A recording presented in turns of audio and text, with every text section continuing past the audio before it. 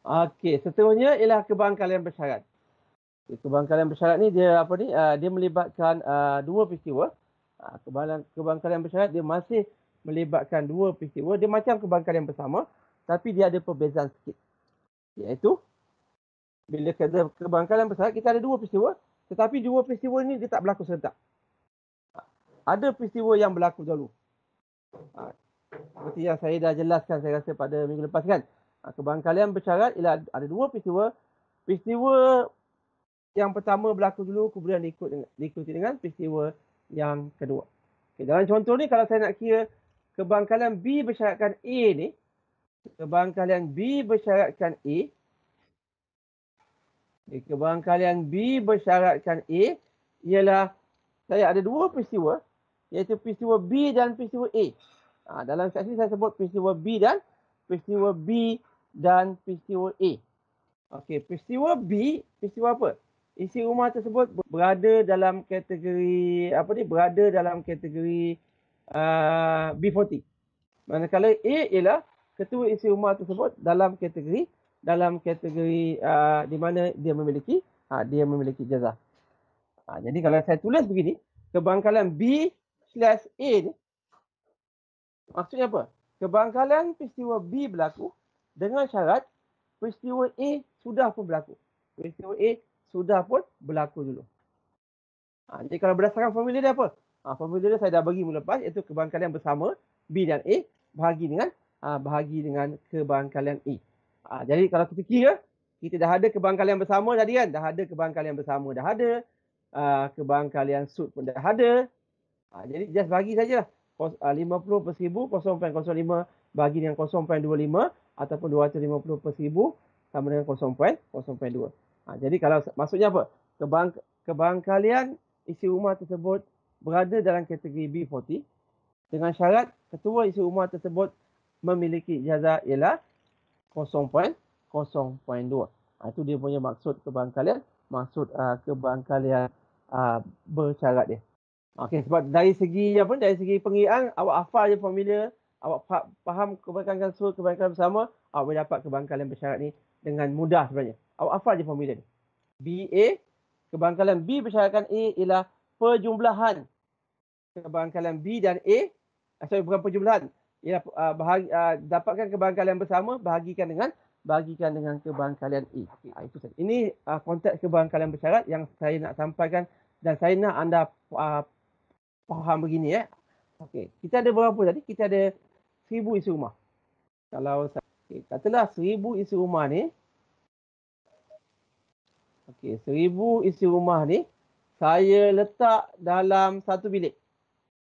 Ketua isi rumah ni saya letak dalam satu bilik. Just untuk memudahkan cerita dalam satu dewan. Saya kumpulkan saya punya isi rumah ataupun wakil dia ketua isi rumah tu saya letak dalam satu bilik. Saya masuk dalam bilik tu. Saya masuk dalam bilik tersebut. Saya tahu ada 1000 isi rumah yang ada dalam isi rumah dalam bilik tersebut. Ada 1000. Dan saya tahu dia punya ciri dia kan. Ada yang ada jazah, ada yang tidak ada jazah, ataupun yang ada satu lagi dia kategori B40 ataupun bukan B40. Kategori saya dah ada di kalangan 1000 tu. Saya masuk dalam bilik tersebut. Tadi saya kata apa? Berapakah kebangkalian daripada peristiwa ni? Berapakah kebangkalian saya akan dapat isi rumah yang saya pilih tu berlakunya peristiwa A? Berapakah kebangkalian berlakunya peristiwa A? Peristiwa A itu apa tadi? Ketua isi rumah tersebut, apa A tadi? Saya lupa. A ialah memiliki ijazah. Kebangkalian peristiwa A berlaku. Kita dapat berapa tadi? 0.25.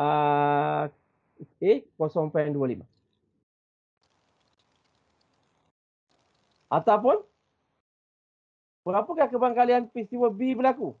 Berapakah kebangkalian kalau saya masuk dalam bilik itu, saya sebut nama seseorang ataupun saya pilih saja mana-mana secara awak, kebangkalian saya dapat isi rumah yang saya pilih itu adalah dalam kategori B40.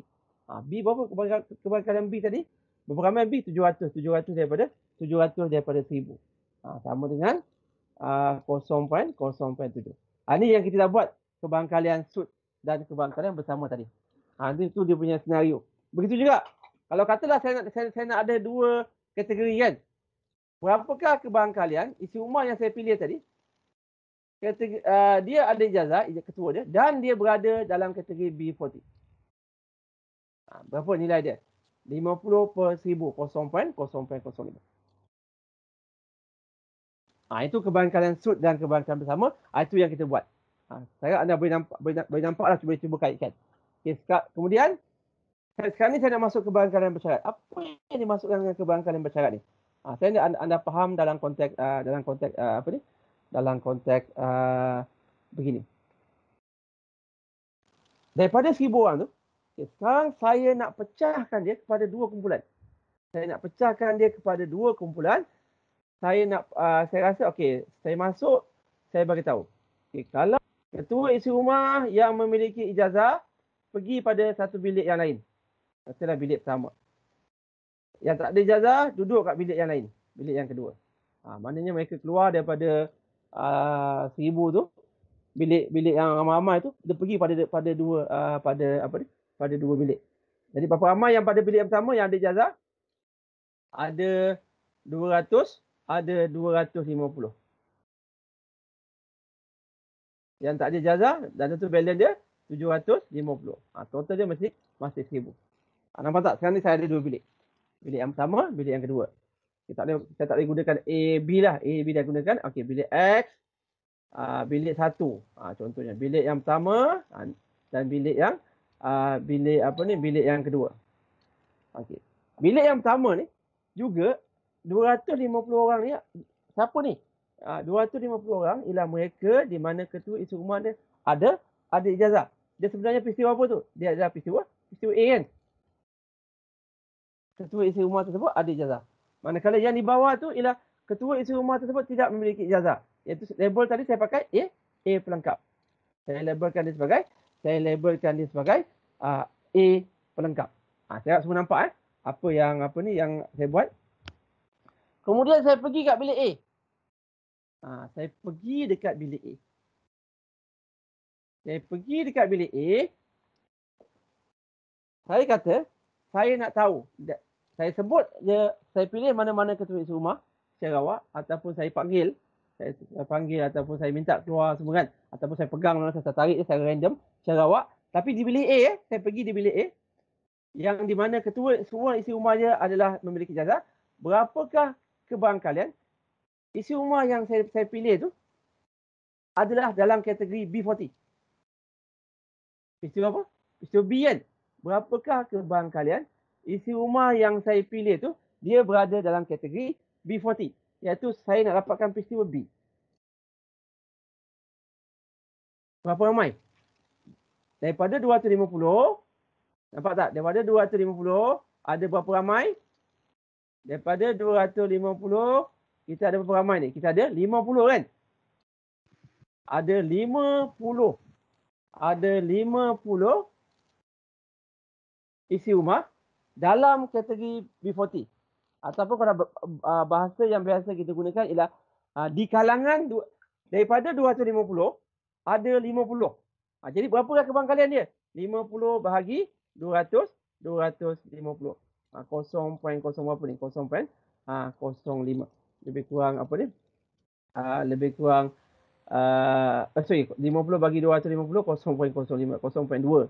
Apa ni lebih kurang betul lah 0.2 kan? Kalau salah beritahu 0.05, 0.2. 5 per 25. Betul lah 5 per 25. Okey. Saya rasa semua nampak apa yang saya buat ni?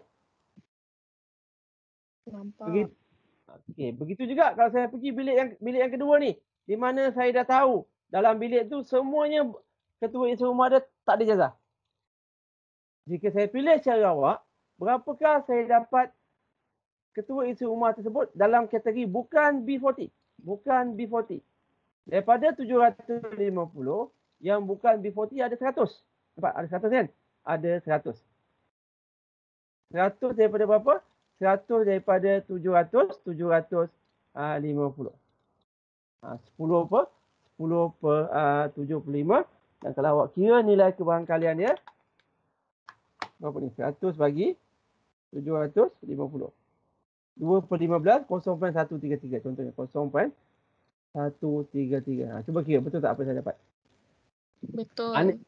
Okey, terima kasih. Betul. Okey, saya anda nampak semua senario tu Nampak tak semua? Semua dapat? Nampak? Alhamdulillah. Nampak. Dapat. Saya nak awak faham begini. Bila kebarangkalian bersyarat, saya nak anda faham begini. Mengira tu soalan yang kedua. Mengira tu tekan kalkulator, masa tekan kalkulator dapat jawapan. Tapi awak lihat tak? Apa beza yang warna biru tu dengan warna hitam? Apa beza kalau saya pergi ke bilik 1000 orang ni, bilik asal, dengan saya pecahkan dia kepada dua kumpulan? Ada cuba nak jawab? Ataupun lagi spesifik. Lagi spesifik. Apa maksud lagi spesifik? Siapa ni? Muhammad Syafrin. Apa maksud Syafrin lagi spesifik? Sebab dia dah pecahkan ikut kumpulan dia. Okey, betul. Memang dah pecah ikut kumpulan kan. Memang maksud lagi lagi spesifik tu. Okey, itu mungkin ayat yang lain yang kalau dalam keadaan yang keadaan yang biasa. Keadaan yang biasa kita lihat kan. Maknanya lagi spesifik kita dah pecahkan dia kepada dua kumpulan. Betul lah tu. Apa yang awak faham tu dah betul. Cuma bila sekarang saya nak kaitkan dengan kebarangkalian. Saya nak kaitkan dengan kebarangkalian. Okey, bila saya pecahkan dia kepada dua kumpulan ni, bila saya pergi je bilik A ni yang ada 250 ni, maklumat pertama yang saya dah tahu ialah dalam 250 ni saya dah tahu. Saya dah tak perlu tanya dah. Anda ada ijazah ataupun tak ada ijazah. Sebab saya tahu di kalangan 250 ni semuanya yang ada ijazah. Ya, betul. Begitu juga bilik yang kedua. Saya pergi je bilik kedua, maklumat pertama yang saya dah tahu ialah semua ketua isi rumah semua tak ada ijazah. Tak perlu lagi saya tanya. Saya dah tak, macam saya pergi bilik 1000 orang tadi kan, saya akan tanya ada ijazah ke tak ijazah sebab saya tak tahu. Sebab semuanya bercampur. Tapi bila saya dah pecahkan, kerja saya lagi mudah. Saya dah tahu bilik yang pertama semua ada ijazah, bilik yang kedua tak ada ijazah. Di kalangan 250 orang ni yang ada ijazah ni, berapakah kebarangkalian kalau saya pilih? Yang saya belum tahu ialah di kalangan 250 ni, kalau saya pilih secara awal, berapakah kebarangkalian ketua isi rumah ataupun berapakah kebarangkalian isi rumah di mana ketuanya ada ijazah adalah dalam isi rumah dia berada dalam kategori B40. Ada 50 orang. Bahagi dengan, nampak saya bahagikan dengan berapa ni? Saya 250. 250. Bukannya bahagikan dengan 1000. Nampak? Yang sebelum ni kita bagi 1000 kan? Sekarang kita bagi 250. Tu beza dia. Itulah yang menyebabkan yang warna biru ni lah kebarangkalian bersyarat. Syaratnya apa? Syarat yang pertama ialah ketua isi rumah tersebut adalah dalam kategori A. Iaitu dia memiliki ijazah. Yang ini lebih tepat kalau ditulis kebarangkalian, kalau yang B ni, kebarangkalian B bersyaratkan A. Sama dengan 0.2. Yang ini, kebarangkalian saya mendapatkan isi rumah dalam kategori bukan B40 dengan syarat maklumat pertama yang dah saya tahu ialah ketua isi rumah dia tidak memiliki ijazah. 0.133. Ya, that's why kat sini bahagi dengan 750. Nampak tak di bawah ni? Berbanding kalau di sini kita bagikan berapa? Kita bagikan dengan 1000. Itulah dia kebarangkalian bersyarat. Jadi nanti balik untuk buat ulang kaji balik untuk buat ulang kaji untuk anda punya ulang kaji nanti. Cuba anda lengkapkan ni. Anda lengkapkan. Kotak ni. Ni untuk pemahaman lah. Dapat buat. Bila dah dapat buat, cuba share dengan saya screenshot. Ini ialah saya pecahkan untuk dia kategori B40. Pergi bilik B yang bukan B40, pergi bilik BC. Kan? B40 B, bukan B40 BC. Okey. Berapa ramai dalam kategori B, berapa ramai dalam kategori B40? Buat salah apa saja kebarangkalian bersyarat, anda lengkapkan, screenshot dengan saya, share dengan saya, betul ke tak betul. Nanti saya akan komen. Itu yang seterusnya ialah peristiwa pelengkap bagi kebarangkalian bagi kebarangkalian bersyarat. Okey, kalau sebelum ni kalau kita ada satu-satu peristiwa, kalau A ialah satu peristiwa pelengkap bagi peristiwa A, kita namakan ini sebagai peristiwa A prime. Iaitu kalau kebangkalian satu peristiwa berlaku, peristiwa A berlaku, maka peristiwa pelengkap untuk peristiwa tersebut ialah bukan A, tapi dengan syarat dia mesti berada dalam ruang sampel yang sama. Okay, sekarang ni saya nak pergi pada peristiwa pelengkap. Peristiwa pelengkap bagi kebangkalian bersyarat. Okey, saya rasa saya boleh gunakan rajah yang ni supaya awak nampak dengan lebih mudah. Okey, kalau untuk peristiwa pelengkap bagi peristiwa bersyarat. Okey, cuma rajah ni pun dah nampak macam crowded sikit kan. Okey, kalau saya sambung di sini, saya dah tahu tadi kebangkalian peristiwa B bersyaratkan A berlaku ialah 0.2. Okey, peristiwa B bersyaratkan bersyaratkan A adalah 0.2. Ataupun sebelum tu kalau saya pergi kat kotak kat dekat kumpulan 250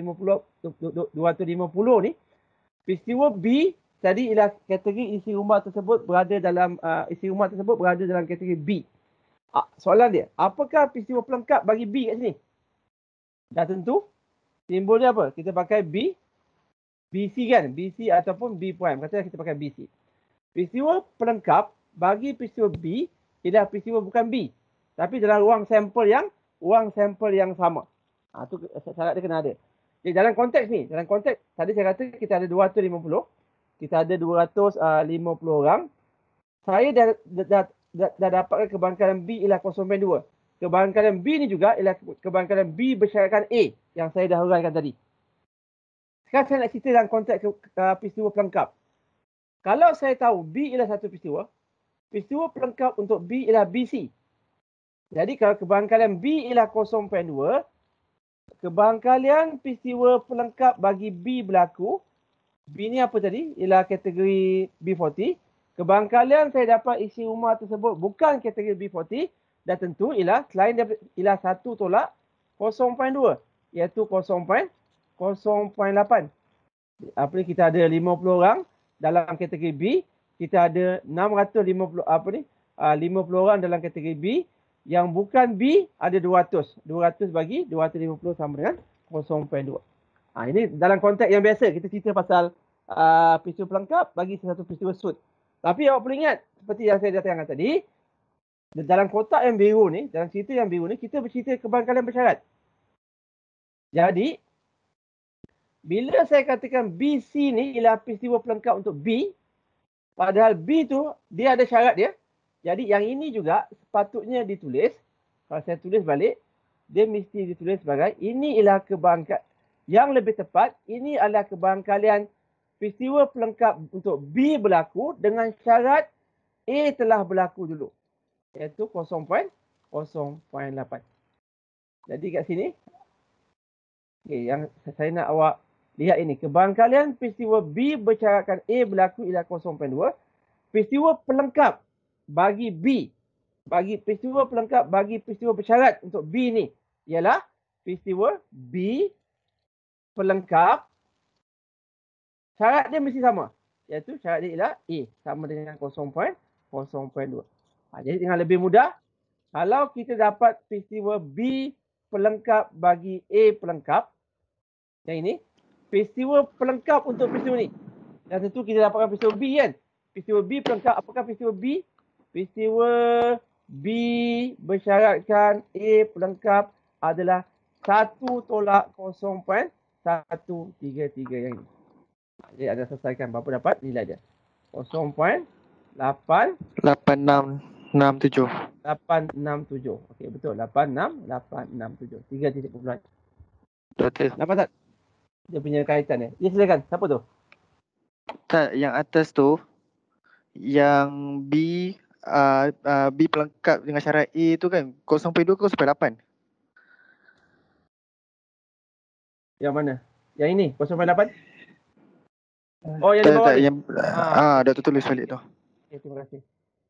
Sama. Ini 0.8 lah. Saya copy balik ni. Okay, terima kasih. 0.8. Sebab peristiwa pelengkap dia. Dia mesti whole. Peristiwa pelengkap campur dengan dia punya peristiwa yang asal dia. Yang bukan yang dua peristiwa A dengan peristiwa pelengkap dia mesti sama dengan 1. Okey, ini antara satu lagi perkara yang anda perlu ingatlah. Peristiwa pelengkap untuk peristiwa sud. A dengan A pelengkap. Peristiwa pelengkap untuk peristiwa bersyarat. Syarat dia mesti sama. Syarat dia masih sama, iaitu syarat dia ialah A. Cuma B saja. Satu untuk B yang asal, satu lagi untuk B yang pelengkap. Inilah yang saya tulis di sini.